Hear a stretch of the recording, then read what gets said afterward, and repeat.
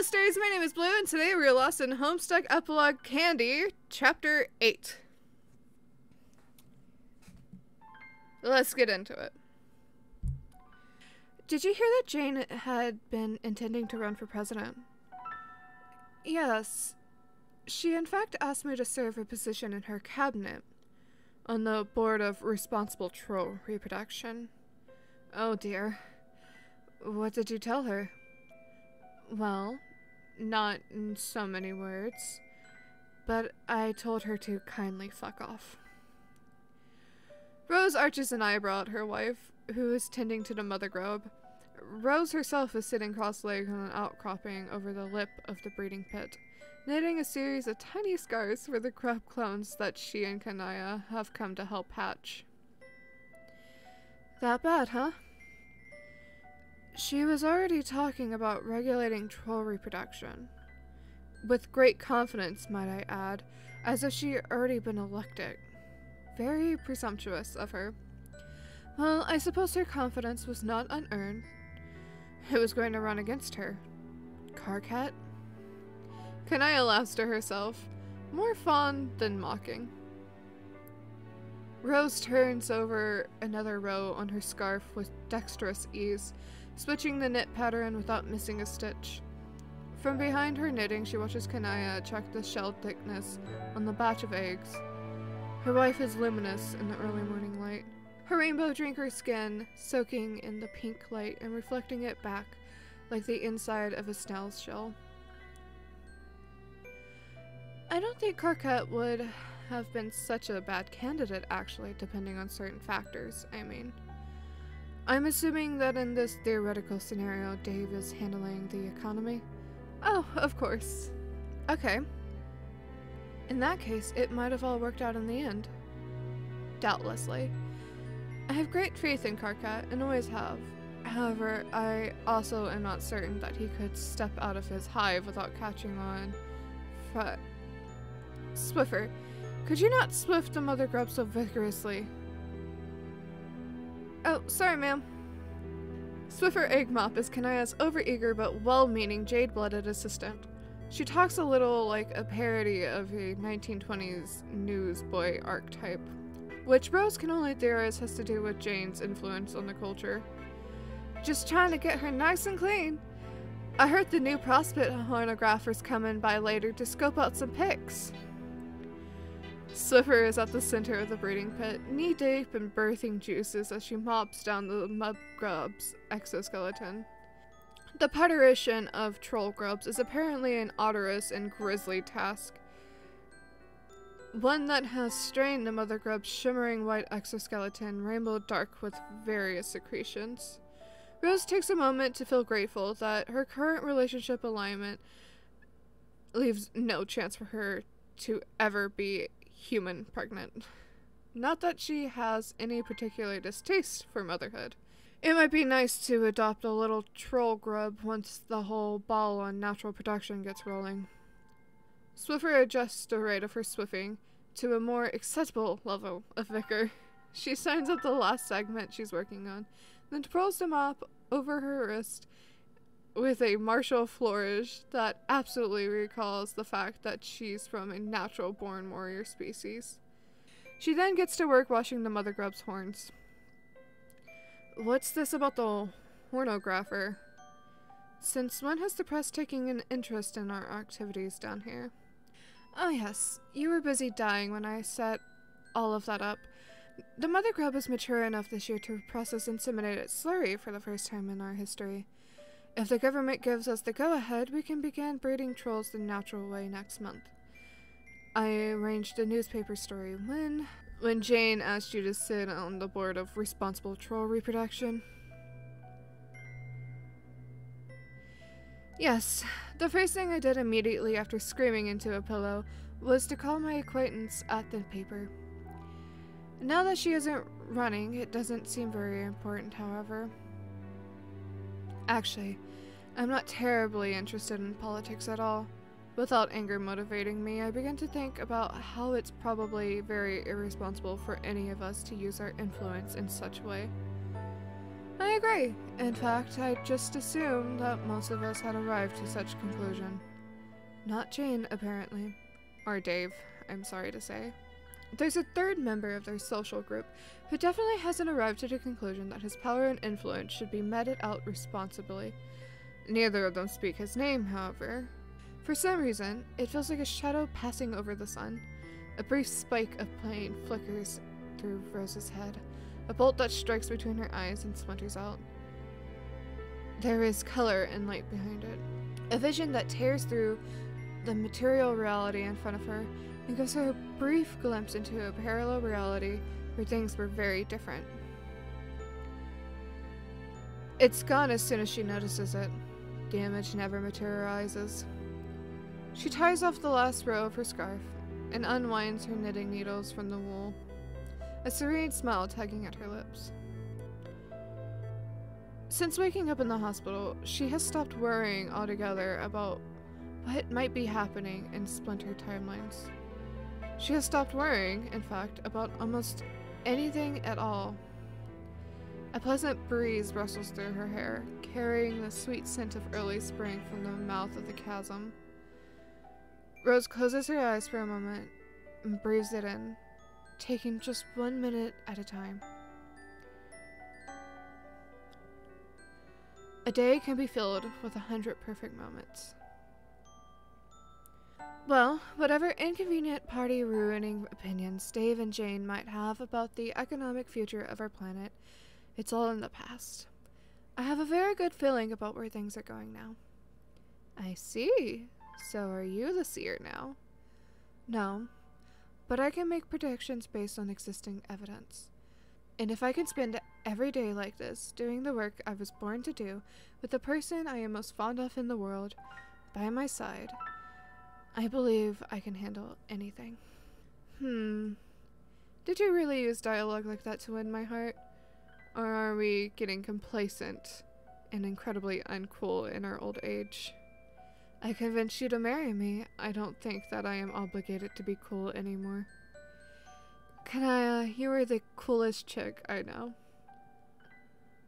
What are you doing with your hands? I know, just one of these. Please don't tell me you're attempting to do the Strider thing. The thing he does where he pretends to operate an invisible record player. Rose, no! God. Who's the cool one now? Well, it sure isn't you. Ma'am and Ma'am's wife, bank's closed, ladies. The first egg is hatching already. Kanaya turns on her heel, skin flickering bright as she lifts her skirt and jumps into the breeding pit. Rose sets down her needles and follows, walking along the edge of the pit to the place closest to the eggs. She crouches to watch the miracle of life begin. She's never taken the time to come down here before and see grubs hatch, probably because she's been too busy diminishing melodramatically on the couch to take an active interest in her wife's life calling. The grub is already chewing through a Triton egg cell with its little legs moving sinuously in an offbeat concert.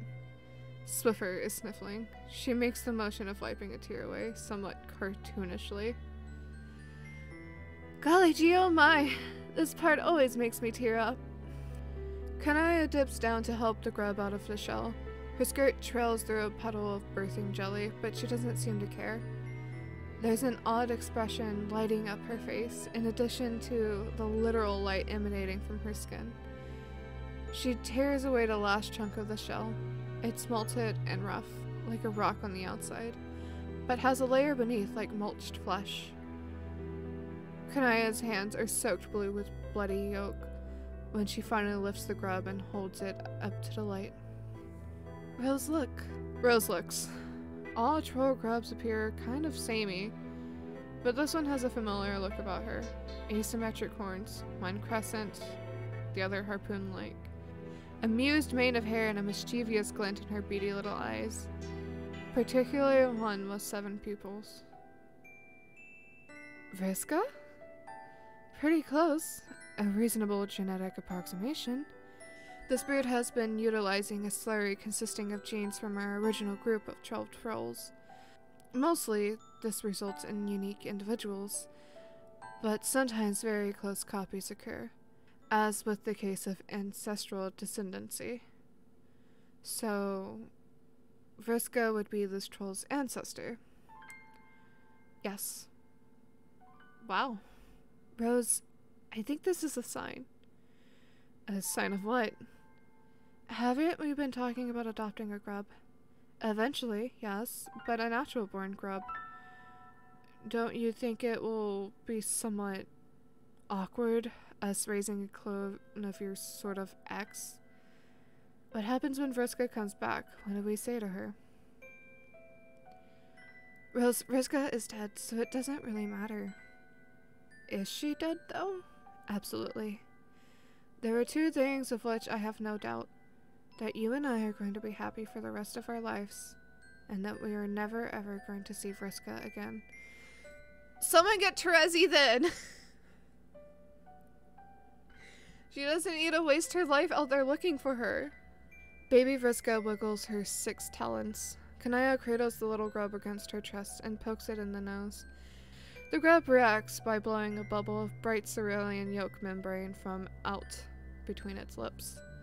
To her own surprise, the sight melts Rose's heart in an instant. The emotion that hits her feels like one of her old visions. Suddenly, she can see her and Kanaya's features so clearly, like a map rolled out at her feet, stretching far into the horizon. Kanaya is right. Vriska is dead, and despite everything, she died a hero. Vriska was a complicated figure of contrasting extremes. Her heroic actions were matched in a scale only by her monstrous ones, and since no one had actually witnessed her end, it was impossible to say which side of the pendulum swung and judged her death. Heroic or just. It'd be a fitting memorial for her and Kanaya to raise a version of Vriska who would be given every chance to make good on her noble characteristics. A true symbolic redemption arc. Something about the dot appeals to Rose's taste for a dramatic flourish. It would be proof that this was all worth it in the end. The destruction of multiple universes, the death of Kanaya's friends, the circuitous rites of suffering experienced by the nearly infinite splintered versions of every being to inhabit paradox space. Rose loves her wife fiercely in this moment, a new mother of her species, framed in a literal halo of light. She can't contain her excitement. She leaps into the pit with Kanaya and runs to embrace her, not caring about the irreversible rainbow-colored stains that she's smearing into her dress. Oh, Kanaya, you're right. We are going to be so astonishingly happy. Chapter 9! Aren't you guys happy to get out of the house for once? Jade's tail swishes back and forth from under her striped skirt as she takes a great big sniff of the fresh outside air. It's early evening on the outskirts of the Troll Kingdom. One by one, neo-bright lights are lighting up on hives in the distance. Karkat is still shielding his eyes against the dying strains of sunset. His shoulders are scrunched up so high that his cheeks disappear into his turtleneck. No, actually, I don't get what's so great about it. I can see the same bullshit from the comfort of my house. Check it out, a billboard of Jake English complete with the grating mechanical ass. Well, the totally necessary thing to shove right into my gander bulbs. Definitely couldn't have lived without seeing that. Dude, okay, don't pretend you don't spend at least 15% of your day ogling Jake's ass on television anyways. In fact, you're doing it right now. Well, I can't help it, Dave. It's right fucking there. Oh my god, are the mechanical glutes on that billboard actually padded with plush to make them look more lifelike? Yeah, see, crazed fans kept climbing the billboards to cop a feel, so Dirk redesigned the second run of them to have an accurate recreation of Jake's butt density. He did what? It's wild, dude. It's like exactly spot on. Wait. Holy fuck, have you actually touched Jake's ass? I mean, not necessarily on purpose, but who hasn't? Like, I wouldn't say it's so much that I touched his ass. It's more like his ass copped the feel of my sweaty palm one time. And my poor fingers haven't been the same since. That is a terrible excuse, Dave. Sometimes I wake up from a fevered sleep and find my reluctant, groping hand huddled in a corner of my bed, all shaking and shit. Mind represses, but the body remembers. I've thought about taking my hand to a psychologist, but I don't think the little guy is ready to talk about it yet. Anyway, have you seriously never touched it? I haven't! Not even by accident, like brushing by in a crowded elevator? No! I don't spend a lot of time standing in elevators with Jake fucking English. Or for that matter, doing much of anything with the idiot, as you well know. What I'm hearing is you tragically never touched his ass, and it's a bit of a sore subject for you. Is that why you're so obsessed with it? Do you want to touch it? Shit can be arranged, my dude. Here, I'll text Dirk right now. I bet he can pencil you in to Coppa Fields sometime next week. No, I don't want to. Put your phone the fuck away. We are never having a play date with Dirk and Jake again. Especially not one arranged for the express purpose of assaulting one of them. Dude, Jake lives for this shit. It's not a slut if his ass is begging for it. Wait, well, that sounded bad. No, you don't say! Let's strike that one from the record. Anyways, it's no problem. He literally will be delighted to hear you want to spend time with him for some insane reason. Stop texting right now! Karkat tries to tear Dave's phone out of his hand, but Dave simply levitates several inches off the ground to hold it just out of jumping distance. Jade, pouting a bit, glides in between them and uses her space powers to teleport Dave's phone from out of the center of his traumatized palm and into the pocket of her sweater. Hey, can we focus here? Jake's ass isn't the one you should be talking about right now. Oh my god, Jade, do you ever fucking stop? I don't care about your ass either. I've seen it about as many times as I've seen Jake's. The novelty has worn off, assuming there was even much to begin with. Jade leers at the boy who may have just implied her ass was nothing to write home about. Her canines are longer and sharper than normal humans, making her grin seem more predatory in nature, especially when she wants it to be. Karkat shivers at the sight of it. That's not what I'm talking about. Jade grabs Karkat's right hand and then Dave's left one, and she begins to pull them towards each other. Both boys recoil, but she is much stronger than them.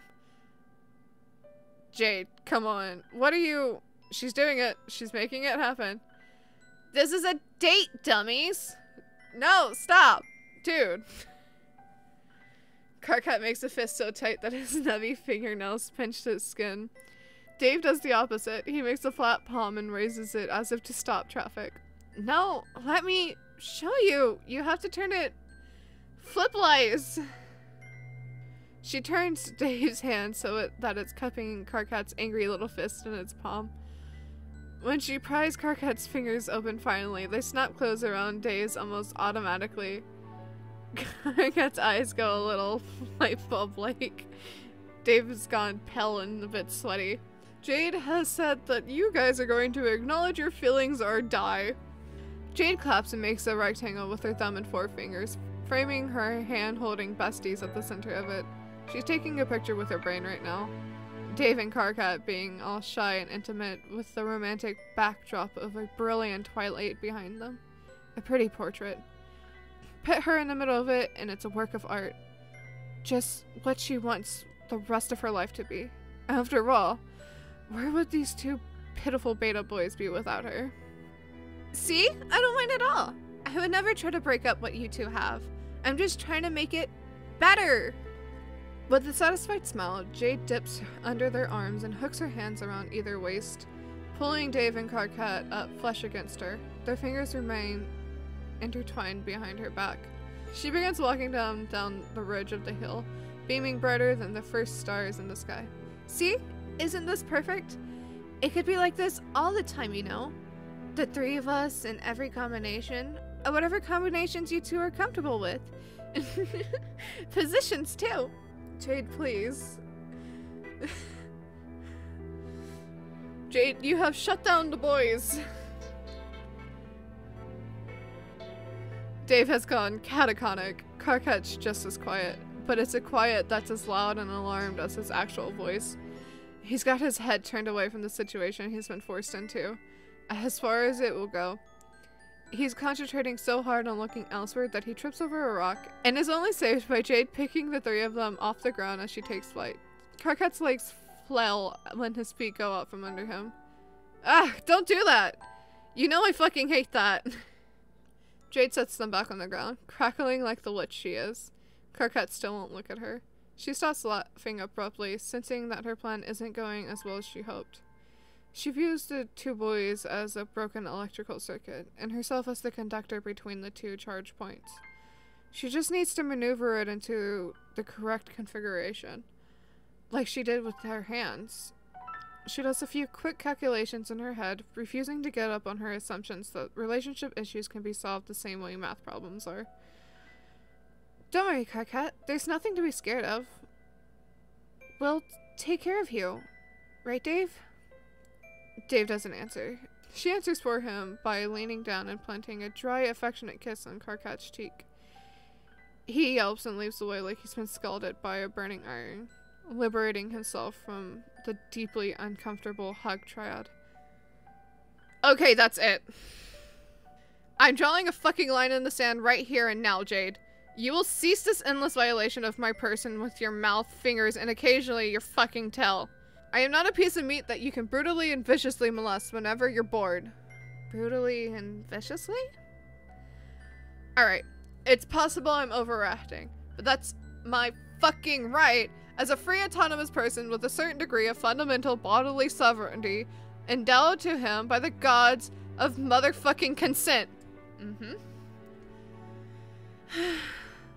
But I hope you understand what I'm getting at here. Which is that I want you to stop doing shit like kissing me without asking permission first. Karkat, you're absolutely right. And I couldn't agree with you more on the issues of consent, as everyone who's gotten to know me well enough is perfectly aware. But I'm not the one who kissed you, silly. What? Jade covers her mouth coquettishly and winks. It was Dave! Dave turns around, shoulders going rigid, and eyes popping open like he's just awoken from a terrible sweaty nightmare he was projecting onto his hand earlier. What? You kissed Karkat! Finally! No. No, I didn't. Why would I? Dave hesitates. Jade is giddy with anticipation. She couldn't possibly look more pleased by her own handiwork. I have no idea what you're talking about. I would never. You're whack, Jade. I'm not. Whack? Why would I kiss Karkat? I've never even once thought about kissing Karkat. How would you even fucking do it? He's so petite. I'm what? You're like, okay, yeah, I'm gonna admit that was a weird thing to say and has got dick all to do with your kissability. God damn it, can we stop talking about this yet? What I mean is, like, how can someone kiss this guy, like anybody, when his teeth are so... When my teeth are fucking what? Dude, they're just... like, they're huge and not always in your mouth. So, like, how would a guy get his tongue in there? Tongue? Karkat begins hyperventilating and momentarily forgets his beef with Jade long enough to lean on her to prevent him from toppling over. You'd have to be really careful to, like... I mean, if you were intending to kiss Karkat, I mean, it's not like I've put any thought into this. But you'd have to be so careful, like, just so totally gentle in your approach to do it because he's so... Enough! Cease! I command you! You know, like this. I don't know, I'm just spitballing, and this is literally the first time the thought has ever, like, ever popped in my head. But upon earnest reflection, I don't know if I'm up to the task. Dave's mouth hangs open a bit. His gaze flits from Karkat to Jade and back again. His palms are wet, but his mouth is dry. We're not... Dave's mumbling protest slows to a stop. Actually, you know what? I don't have time for this. Peace, dudes. Dave ollies the fuck out of there, flash stepping between 1 second to the next, disappearing 30 seconds into the future with the gusto of a piece of garbage flying into the fucking sun. Jade stares at him, blinking at the glare of the after image he's left behind. It's a glimmering slice of ultraviolet that only she can see. It lingers in the unstable particles between the air. She huffs and puts her hands on her hips. Wow, rude! Sometimes I forget how immature Dave can be. Well, Carcut, I guess it's just us. Do you still want to split a plateau of grub spaghetti at the noodle barn? Carcut, when she turns to address him, is staring at her slack jaw. He takes a step back, but isn't watching where he puts his foot. His heel goes into a dip in the hill, and he goes stumbling backwards, feet overhead. Ah, fuck, Jade!